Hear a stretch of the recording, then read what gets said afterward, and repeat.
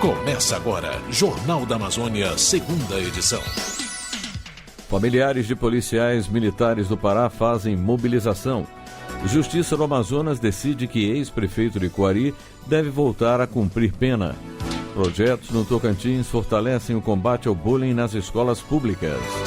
Brasília, sexta-feira, 10 de fevereiro de 2017. Começa agora o Jornal da Amazônia, segunda edição. Boa tarde. Familiares de policiais militares do Pará realizam protesto em Belém e Altamira. A repórter Michele Moreira está aqui no estúdio e tem mais informações ao vivo. Uma boa tarde para você, Michele. Boa tarde, Dilson. Boa tarde a todos. Isso mesmo, em Belém, o protesto teve início na manhã de hoje contra a desvalorização dos profissionais. Entre as reivindicações estão o reajuste do soldo dos policiais e o auxílio fardamento. Já em Altamira, familiares de policiais também participam de uma mobilização desde a noite de ontem. Mulheres dos agentes montaram acampamento em frente ao 16º Batalhão. Segundo a Polícia Militar, o policiamento nas ruas, tanto na capital quanto em Altamira, está normal. Por nota, o governo estadual diz que mantém um diálogo aberto e sempre buscou iniciativas para valorizar os servidores públicos, entre eles os policiais militares. Entre as medidas adotadas para a categoria, destaca benefícios, como o auxílio fardamento. Neste mês, por exemplo, os agentes vão receber 2 salários por causa dessa garantia. Já em relação ao valor da remuneração, o governo alega ganhos, uma vez que em 2010 o salário dos policiais em início de carreira era de R$ 1.680, valor que hoje é de pouco mais de R$ 3.000. Outro benefício seria a gratificação de risco de morte. Até 2011, ela correspondia a 50% do salário inicial e hoje seria de 100%. Segundo a Polícia Militar, uma comissão de mulheres que representam o movimento de familiares será recebida ainda hoje por representantes do governo estadual e o governo só vai se manifestar após esse encontro. Segue com você, Dilson. Ok, Michele, obrigado pelas informações. Adail Pinheiro pode voltar a cumprir pena por crime de exploração sexual a qualquer momento. Uma liminar da Justiça do Amazonas determinou a suspensão do indulto recebido pelo ex-prefeito de Coari em janeiro. A repórter Bianca Paiva, correspondente da EBC em Manaus, tem mais informações ao vivo para você ainda. Bom dia, Bianca. Para você, boa tarde, Dilson. Isso mesmo, essa decisão é da desembargadora Carla Reis, suspendendo o indulto ao ex-prefeito de Coari e determinou o imediato retorno de Adail ao cumprimento da pena no regime prisional em que ele se encontrava antes do indulto, que era o domiciliar monitorado por tornozeleira. A magistrada também decidiu pela suspensão do sigilo do processo. Eu lembro que o ex-político, no dia 24 de janeiro, recebeu esse indulto e que extinguiu a pena de mais de 11 anos de prisão pelos crimes relacionados à exploração sexual de crianças e adolescentes. A decisão da Justiça atende a uma ação do Ministério Público do Estado, que anteriormente havia dado parecer favorável à concessão do benefício. Mas o órgão reavaliou o processo e constatou que Adail não preenchia o requisito de bom comportamento para ter direito ao perdão da pena previsto em decreto presidencial de dezembro de 2016. O Procurador-Geral de Justiça em exercício do MP amazonense, Fernando Bezerra, comentou essa questão. Vamos ouvir. Na verdade, o Ministério Público entendia e vai entender sempre que naquela situação da concessão do indulto, portanto a sentença que o concedeu, relegou a um segundo plano a análise desse comportamento considerado péssimo do senhor Adail Pinheiro. Então, o Ministério Público, ao verificar que efetivamente não houve essa análise percussiente como deveria ser feita e resignado, recorreu. Em sua decisão, a magistrada Carla Reis ressaltou que o juiz da Vara de Execuções Penais, Luiz Carlos Valois, que concedeu o indulto, avaliou apenas o comportamento do ex-prefeito durante pouco mais de um mês e não durante os 12 meses anteriores da publicação do decreto presidencial. E, segundo ela, existe uma certidão carcerária do ex-prefeito atestando que o comportamento dele foi considerado péssimo após uma sindicância aberta em junho do ano passado, que apurou a existência de celulares na cela, o que é considerado falta grave. Conversei agora há pouco com um dos advogados do Adail, que é o Fabrício Parente. Ele informou que ainda não foi notificado da decisão da Justiça, mas que o seu cliente vai acatar e recorrer. O advogado adiantou quais argumentos vai usar para contestar essa decisão. Vamos ouvir. Na verdade, essa sindicância, ela foi instaurada de forma totalmente ilegal, né? O Manuel Adail Amaral Pinheiro, embora tenha advogados constituídos, ele foi defendido nessa sindicância por um tenente da Polícia Militar, certo? O juiz da execução penal, quando tomou conhecimento disso, anulou o procedimento e, por consequência, a falta. Então, no período em que ele teria direito ao indulto, né, os 12 meses antes, os critérios objetivos e subjetivos eles estavam preenchidos. Fora isso, tem a súmula 535 do STJ, que fala justamente sobre isso, que a falta grave ela não pode ser computada, não pode impedir para a concessão do indulto. O advogado afirmou ainda que tem provas de que os celulares encontrados na cela de Adail pertenciam a outro interno que dividia espaço com ele. Fabrício Parente disse também que Adail está em casa, aqui em Manaus. Portanto, a intimação para que ele volte a cumprir a pena pode chegar a qualquer momento. Eu entrei em contato com o Tribunal de Justiça do Amazonas para saber quando será feita essa notificação e ainda aguardo retorno. Ao vivo de Manaus, Bianca Paiva. Obrigado, Bianca. Uma lei amazonense que concede cotas para estudantes da Universidade Estadual do Amazonas é contestada no Supremo Tribunal Federal. A repórter Graziele Bezerra tem os detalhes.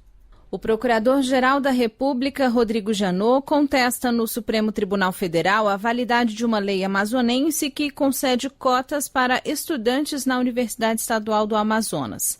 A lei de 2004, alterada em 2013, reserva 80% das vagas da universidade para alunos sem curso superior e que cursaram o ensino médio em instituições de ensino no próprio estado. Para cursos ministrados em Manaus, são reservadas 60% das vagas e destinadas somente a egressos de escolas públicas amazonenses. Além de tudo, as vagas destinadas a candidatos indígenas são exclusivas para etnias do Amazonas. Para Rodrigo Janot, as normas são inconstitucionais porque violam o princípio da igualdade.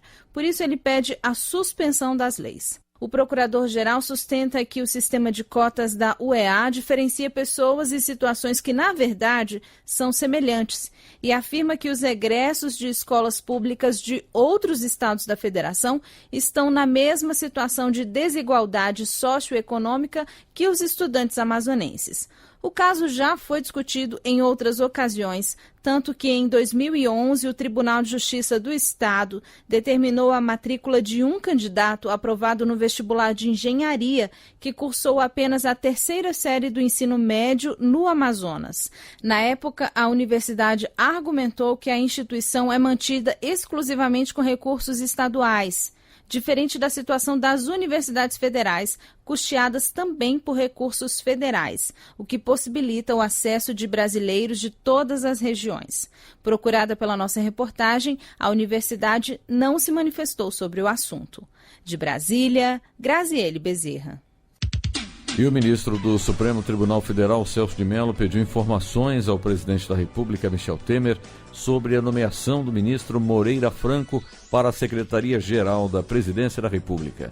Após a resposta do presidente, o ministro deve anunciar a sua decisão sobre mandados de segurança que questionam o ato de nomeação e pode colocar fim às liminares na Justiça sobre o assunto.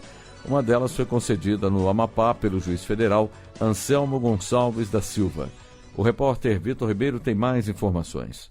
Na sexta-feira passada, o presidente Michel Temer nomeou Moreira Franco, que foi citado em delação premiada da Odebrecht nas investigações da Operação Lava Jato.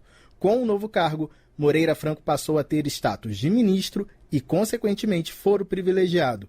A ação julgada no Amapá foi movida pelo senador Randolfo Rodrigues, do partido Rede Sustentabilidade. No despacho, o juiz cita o trecho do livro do próprio presidente Michel Temer, no qual afirma que o ato lesivo pode ser praticado por uma autoridade para satisfazer um interesse pessoal, sem retratar o interesse público. Outras 2 liminares suspenderam a nomeação, uma da Justiça Federal no Distrito Federal e outra da Justiça Federal no Rio de Janeiro. Todas compararam a nomeação de Moreira Franco com o episódio em que a presidenta afastada Dilma Rousseff nomeou o ex-presidente Luiz Inácio Lula da Silva para a Casa Civil. Na época, o ministro do Supremo Tribunal Federal, Gilmar Mendes, anulou a nomeação de Lula. Como as 3 ações questionam um ato do presidente Temer, a Advocacia Geral da União recorreu e já conseguiu derrubar a primeira liminar. O ministro do Supremo Tribunal Federal, Celso de Mello, anunciou que deve decidir hoje se a nomeação de Moreira Franco será suspensa ou mantida. De Brasília, Vitor Ribeiro. Agora em Brasília, 12:30, em Itaituba, no Pará, 11h30. Estamos apresentando Jornal da Amazônia, segunda edição. A Caravana Verde está hoje no Acre. O estado recebe a visita do ministro do Meio Ambiente e de representantes de órgãos federais ligados à área ambiental, como a Agência Nacional de Águas, o IBAMA e o Serviço Florestal Brasileiro. A série de visitas a estados da Amazônia tem como objetivo mobilizar governos e a sociedade civil no combate ao desmatamento. A repórter Maíra Heinen tem os detalhes. O ministro Sarney Filho já visitou o Amazonas e Rondônia e agora está no Acre. Nesta sexta-feira deve visitar a reserva extrativista Cazumbá-Iracema.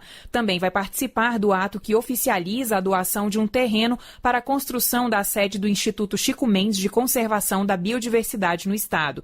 Sobre formas de combate ao desmatamento, o ministro Sarney Filho ressaltou a importância dos manejos florestais, além das fiscalizações efetivas. O plano de manejo, ele gera renda, gera emprego de qualidade, ajuda os municípios e os estados e, ao mesmo tempo, ele mantém a floresta prestando seus serviços ambientais. Em reunião oficial em Porto Velho, Sarney Filho anunciou que 14 milhões de reais serão investidos em um projeto de conservação da floresta amazônica na região. Em Manaus, foram firmados projetos para promover a gestão ambiental, o manejo e geração de renda nas unidades de conservação locais. A caravana ainda vai passar por Mato Grosso, no próximo dia 16, e no Pará, no dia 21 de fevereiro. Outros estados da Amazônia vão receber a caravana depois do Carnaval. Com produção de Joana Lima, de Brasília, Maíra Heinen. Projetos educacionais no Tocantins fortalecem o combate ao bullying nas escolas da rede estadual de ensino. Isabel Cristina, da Rádio 96 FM de Palmas, tem os detalhes. A Lei 13.185 de novembro de 2015 dispõe sobre a obrigatoriedade de escolas e clubes combaterem o bullying. No Tocantins, a Rede Estadual de Educação desenvolve uma série de projetos para discutir entre estudantes e professores essa prática que é ilegal e que desmotiva o retorno de estudantes que passaram por esse problema. Conforme comentou a Superintendente de Desenvolvimento da Educação, Juscelene Borba. Nós sabemos que o bullying é uma situação presente em vários ambientes e na escola também acontece formas diferenciadas de bullying, que é uma questão séria a ser enfrentada por todos nós, pelos pais, pelos professores, né, pela equipe pedagógica da escola. A Pesquisa Nacional de Saúde do Escolar, realizada em 2015 pelo IBGE, revelou que 46,6% dos alunos entrevistados já sofreram algum tipo de bullying escolar. Outro dado alarmante da pesquisa é que 7,4% dos estudantes declararam ser humilhados com frequência no ambiente escolar e que em mais de 15% das vezes a aparência do corpo é o motivo do bullying.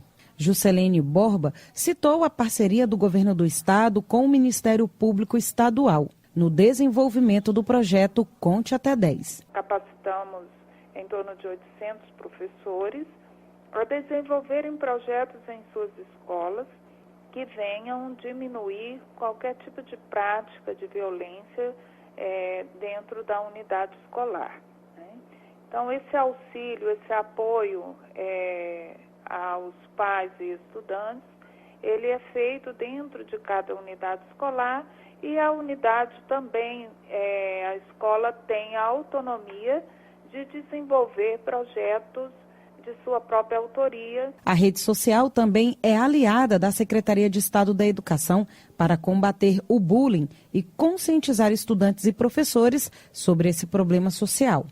No endereço facebook.com/Seduc Tocantins Educação, é possível acessar toda a campanha institucional sobre o bullying na escola. De Palmas, Isabel Cristina. Para inibir o roubo de celulares em Manaus, a Secretaria de Segurança Pública do Amazonas lançou na manhã de hoje um sistema de bloqueio de celular. A medida é resultado de uma parceria com a Anatel, Agência Nacional de Telecomunicações. Por meio do sistema, os aparelhos roubados, furtados ou extraviados serão bloqueados imediatamente, ainda na realização do registro de ocorrência nos distritos policiais. Atualmente, esse serviço é feito pelo cidadão direto com a operadora.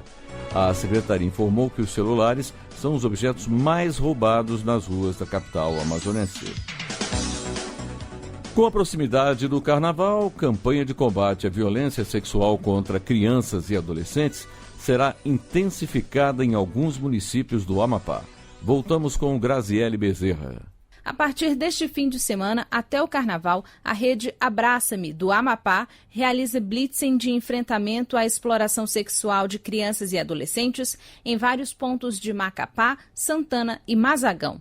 A mobilização faz parte da campanha Abuso e Exploração Sexual de Crianças e Adolescentes Não dá samba, dá cadeia, e visa prevenir essa prática e incentivar as denúncias.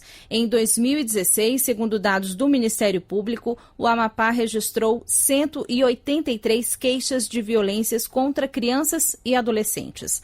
A maioria delas, 63%, na capital Macapá. Mais da metade das vítimas, 55%, são meninas e a maior incidência é na faixa etária de 0 a 11 anos. Quanto aos suspeitos, os dados apontam a prevalência de homens. Em relação ao grau de parentesco, chamam a atenção os crimes praticados por pais, mães, padrastos, avós, tios e conhecidos da família. As denúncias podem ser feitas por meio do Disque 100 e do 190. Reportagem Graziele Bezerra.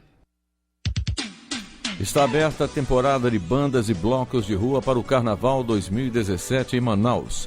12 bandas e blocos vão às ruas da capital amazonense. Hoje a festa começa às 4 da tarde no Coroado 3 com a banda da Boneca Joyce. A programação do Carnaval de Rua de Manaus segue até o dia 12 de março. No total, 100 bandas e blocos terão apoio da Fundação Municipal de Cultura, Turismo e Eventos, com som, palco e iluminação. Também é dia de escolha da Corte Momesca de São Luís. O concurso para escolher o Rei Momo, Rainha e as duas princesas do Carnaval acontece às 6 da tarde no Cine Teatro da cidade. Para Rei Momo, os candidatos precisam, além de saber sambar e ter ginga, pesar no mínimo 100 quilos. As candidatas aos cargos de Rainha e Princesa também precisam ter samba no pé e simpatia. 16 candidatos concorrem às vagas. Os ingressos serão distribuídos gratuitamente na bilheteria do teatro a partir das 5 da tarde.